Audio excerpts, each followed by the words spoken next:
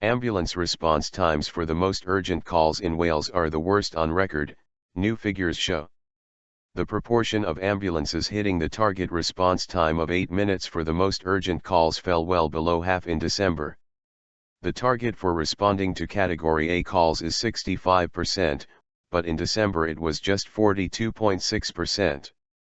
It was down from 51.0% in November 2014 and from 57.6% from December 2013.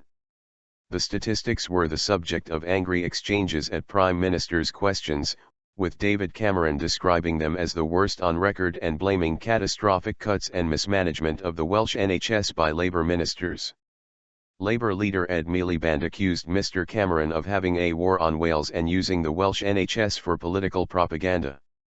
Tracy Myhill, interim chief executive at the Welsh Ambulance Service, said, "We completely appreciate that this presents an unacceptable level of service delivery across the whole health and social care system. There are a number of mitigating factors that we need to consider. Firstly, we took more than 40,000 calls in December, which is a record high for us and well above what we projected for that month.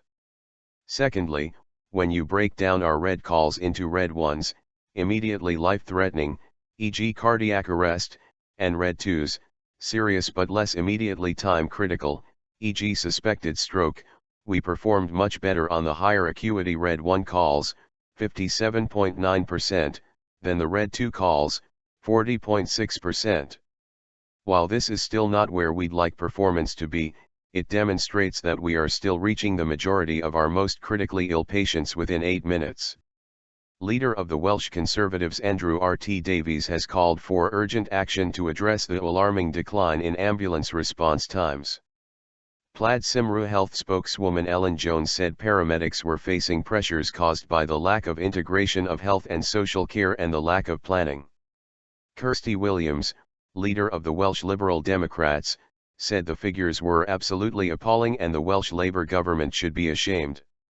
A Welsh Government spokesperson said the figures demonstrated the immense pressure the Welsh Ambulance Service was under throughout December.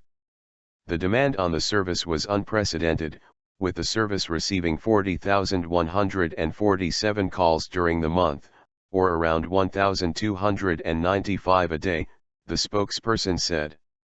They are nevertheless disappointing and there is no complacency about the need to improve performance.